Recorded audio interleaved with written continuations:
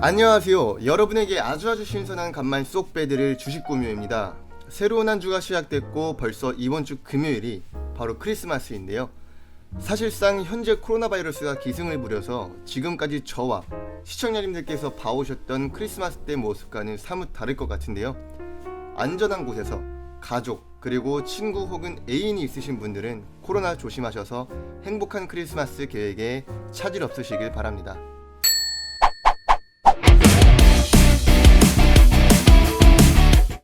자, 우선 이전 영상이었던 셀트리온 삼형제는 제가 말씀드리고 난 뒤 바로 그 다음날부터 상승하기 시작했는데요. 사실상 아직 그렇게 큰 상승폭은 아닙니다. 현재 평균 5% 정도이지만 셀트리온 영상에서 제가 말씀드렸던 부분 잘 체크하셔서 좋은 결과 보셨으면 바라겠습니다. 자, 오늘도 코로나19 관련주로 찾아뵈었는데요. 셀트리온 삼형제 바로 전 영상이었던 종근당은 당시 업데이트 날부터 현재까지 50% 이상 상승했고 현재 신규 상한가 갱신했습니다. 말씀드렸을 당시에 코로나 백신이 개발되면 당연히 접종을 맞는 게 당연하지만 사실상 현재 대한민국은 백신이 아직 없는 상태이며 치료제만 투약된 실정인데요. 미국과 독일의 합동 개발 백신인 화이자, 그리고 미국 단독 개발 백신인 모더나, 그리고 아스트라제네카까지 현재까지 개발된 백신은 모두 해외에서 수입이 되어야 합니다. 자, 아마 눈치가 빠르신 분들은 제가 여기까지만 말씀드려도 아, 이거네 라고 하실 것 같은데요. 바로 콜드체인 관련주를 말씀드려볼까 하는데요. 지난 10월 독감 백신으로 국내가 한바탕 소란스러운 적이 좀 있었죠. 바로 업체가 백신을 차에서 차로 옮기는 과정에서 상온에 노출이 돼버린 것인데 질병당국은 냉장 및 냉동 상태를 유지하지 않으면 백신의 안정성 문제가 생길 수 있다고 판단했고 일시적으로 접종 계획을 보류했던 적이 있습니다. 백신은 유통 과정에서 보통 생산에서 접종까지 일정 냉장 상태를 지속적으로 유지를 해줘야 하는데 이것을 못해서 저온 유통인 즉 콜드체인이 부각되었고 이번 화이자에서 3상 실험에서 발표했듯이 백신 생산 가능성의 무게가 조금 더 실리며 주식시장에서도 주목을 받기 시작했는데요.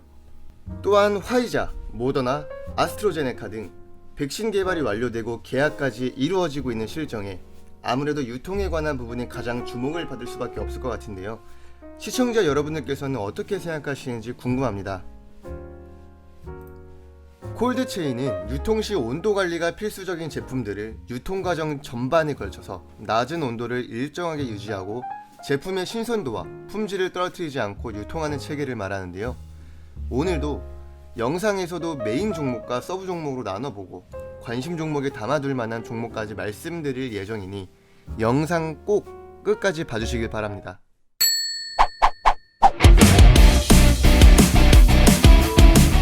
자, 우선 메인 종목부터 확인해 보겠습니다. 바로 일신바이오인데요. 일신바이오는 백신 보관용 초저온 냉동고 개발을 주력으로 하고 있습니다. 화이자가 백신을 개발했다고 발표하자 관련주로 주목을 받으면서 꾸준히 상승을 했었죠. 그럼 백신을 만들었으면 각 지역으로 조금씩 나눠서 배송을 해야 합니다. 이때 반드시 냉동 창고 같은 게 필요할 건데 이게 한 곳만 필요한 게 아니라 체인처럼 여러 곳에 연결돼야 하니까 말이죠. 콜드체인의 핵심 장비는 산동 결선 조기, 초저온 냉동고, 혈액 및 시약 냉장고 등 생명과학 장비를 만듭니다. 화이자가 지난 9일 임상 3상에서 90%의 효과를 발표하자 일신바이오의 보관과 운반 관련 매출이 늘어날 것으로 예상되었는데요. 12월 8일 백신을 보관할 수 있는 초저온 냉동고 특허까지 취득했다고 공시까지 했는데요. 물론 국내 특허이며 특허로 인해 당일 25% 이상 급등을 했으며 상한가까지 갱신을 했습니다. 재무제표도 살펴보면 2019년까지 실적은 꾸준히 좋아지고 있습니다. 이제 매출도 늘고 영업이익도 늘어나면서 EPS도 증가하고 있는데요. 하지만 순부채율은 실제로 늘어나는 경향이 있기 때문에 조금 조심해야 될 필요성은 있을 것 같습니다. 하지만 아무런 문제가 될 것 같지는 않습니다. 여러분들이 어떠한 종목에 대해 알아볼 때 기업에 대한 재무제표도 중요하지만 그보다 더 중요한 것은 타점과 대응이라고 누누이 말씀드렸습니다. 더불어 현재 백신들이 실제로 개발이 되고 현재 유통계약을 체결하고 있으며 실제로 유통이 이루어지는 곳도 있습니다. 그렇다는 것은 즉 코로나19 백신의 가장 중요한 것은 개발도 개발이지만 이제는 유통, 즉 콜드체인에 관심을 가지는 것이 좀 좋을 것 같은데요. 자, 다음으로 일신바이오 일봉 차트를 좀 확인해 볼 건데요. 사실상 지난 12월 8일 백신 보관 초저온 냉동고 특허 취득으로 인한 갑작스러운 급등을 보였고 바로 다음날 신고가 갱신 이후 하락으로 마감되었습니다. 사실 대한민국 백신 접종은 정부의 무능력한 판단으로 인해 늦어도 내년 3월이나 돼야 접종이 가능할 것 같은데요. 실제로 콜드체인 관련주들이 단기적인 성향에서는 현재 하락세가 보이지만 실제로 중장기 부분에서는 월등히 뛰어날 것으로 전망됩니다. 자, 다음으로 서브 종목을 좀 말씀드릴 건데요. 바로 대한과학입니다. 프라이드가 있다면 양념이 있는 것처럼 일신바이오를 찾으면 항상 따라다니는 대한과학입니다. 지난주 34,400원으로 최고가를 갱신했으나 현재는 외인들의 매도로 인해 많이 하락한 시점입니다. 사업 영역은 비슷하게 초저온 냉동고인데요. 영하 80%를 구현하고 정밀하게 유지될 수 있는 기술력을 가졌습니다. 주로 혈청, 항체, 세포 등 샘플 보관용으로 사용되고 있습니다. 대한과학은 코로나19 시대 속 새로운 초저온 백신을 보관하기 위한 약품 냉동고의 필요성이 대두된 가운데 콜드체인 분야 강자로 급부상했는데요. 자사의 원천 기술인 초저온용 냉매인 DH-MGR과 스마트랩 시스템을 활용해 초저온 보관이 요구되는 백신 등 혈액용 냉동고 두 그룹을 신속하게 개발을 완료했습니다. 대한과학 일봉 차트를 보시면 아시겠지만 일신바이오랑 차트 추세는 비슷합니다. 아직 백신이 국내에 들어오려면 앞서 말씀드렸다시피 빠른 시일 내에 자체의 백신이 개발되는 것이 아니라면 조금 시간이 필요할 것으로 전망되는데요. K방역에 수천억 원을 쓰고 보건복지부 장관 얼굴이 들어간 포스터도 만들었으나 현실을 보시면 알 수 있듯이 정작 백신 계약이 늦은 우리나라 정부가 답답할 따름입니다. 어찌됐던 국내로 백신이 들어와야 매출이 크게 점핑할 수 있을 것 같은데요. 이미 미국이나 유럽 쪽은 바이러스를 대비해서 운반하고 보관하고 있는 것처럼 대한민국도 실제로 백신이 들어오게 된다면 그때는 제발 유통 및 보관에 대해 신경을 써줬으면 하는 제 개인적인 바람입니다. 자, 다음으로는 관심 종목에 담아둘 만한 종목을 몇 가지 소개해 드릴 건데요. 첫 번째는 서린바이오입니다. 서린바이오는 콜드체인 관련주라는 게 크게 인식되지는 않았습니다만 그래서 그런지 아직 주가도 크게 상승하지 않은 상태인데요. 아마 콜드체인 대장주들이 상승하고 대장주들 주가가 부담이 되면 순환매수로 서린바이오가 부각될 수도 있을 것 같습니다. 그럼 어떻게 되시는지 아시겠죠? 서린바이오는 꾸준히 영업 흑자와 최근 매출 영업이익이 급상승하고 있는데요. 콜드체인 테마와 실적주로 보시면 될 것 같습니다. 다음으로는 녹십자 랩셀인데요. NK 면역세포 치료제를 연구하고 개발하는 것이 주요 사업 부문입니다. 검체검사 서비스 사업과 더불어 저대열 은행 사업 그리고 전국 7개 권역의 콜드체인 운송망을 보유한 바이오 물류 사업도 영위하고 있는데요. 다음으로는 태외경 케미컬입니다.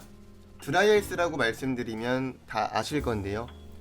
액체탄산과 고체탄산가스인 드라이아이스 제조업체로서 현재 CJ푸드, 컬리, 쿠팡 등 신선 음식 배송업체에 드라이아이스를 공급하고 있는 회사입니다. 아스트라제네카, 화이제, 얀센, 모더나 등 신종 코로나 바이러스 백신이 국내에서 운반과 보관에 필요한 드라이아이스가 콜드체인에 부각된다고 생각되는데요. 관심 종목에 넣어두어도 될 것 같다고 생각합니다. 그리고 그 외 종목으로 AI 기반의 약품 콜드체인 플랫폼인 투비소프트, 반도체 판매 업체이지만 냉동 냉장고 제조 판매로 매출이 높은 AD칩스, 국내 온도 조절 장비 제조사인 GST, 그리고 특수물류 차량과 의료기기 부품 생산을 하고 있는 오텍 등이 있는데요. 사실 콜드체인 관련주는 오늘 녹화를 해야 할지도 고민이었습니다. 왜냐하면 제 주식 구미호 채널 특성상 단기 차익 실현과는 조금 다른 중장기 관점에서 봤으니까 말이죠. 하지만 위에서 말씀드린 국내 콜드체인 관련 기업들은 실제로 백신 유통이 진행이 된다면 주가의 상승에 탄력을 받을 종목들은 분명하다고 생각합니다. 더불어 콜드체인에 관련하여 주의점에 대해 조금 말씀드리고 영상 마무리할 건데요. 한국은 콜드체인에 대한 수요와 기술 개발 수준은 상당합니다. 다만 주요 기술 대부분이 중소기업이 보유하고 있어서 그 기술력은 아직 미약한데요. 하지만 앞으로 정부가 백신을 중앙처리 방식으로 배포할지 아니면 제약사에 맡길지 여부도 중요할 것으로 전망됩니다. 더불어 8월에 콜드체인 관련주들이 급등락을 반복했던 것만큼 주의가 필요할 것으로 생각되는데요. 백신을 분말 형태로 유통할 수도 있기 때문에 콜드체인 유통이 필요 없어질 수도 있습니다. 제일 중요한 것은 분말 형태이든 뭐든 콜드체인 관련주들에 현재 진입해 계신 시청자님들도 계실 것이고 이제 막 진입하시려는 분들도 분명 계실 겁니다. 하지만 이러한 주의점도 모르고 진입하신다면 개미들은 세력들에 의해 무너지기 마련입니다. 제가 누누이 말씀드리는 것처럼 이슈 상황에 미리 대비하셔서 대응하신 후에 타점 짚으신 뒤에 진입하시는 것이 가장 베스트일 것 같은데요. 오늘 말씀드린 종목들 꾸준히 차트 상황과 공시나 뉴스 기사 잘 참고하셔서 좋은 결과 얻으셨으면 좋겠습니다. 영상 시청해주셔서 감사합니다.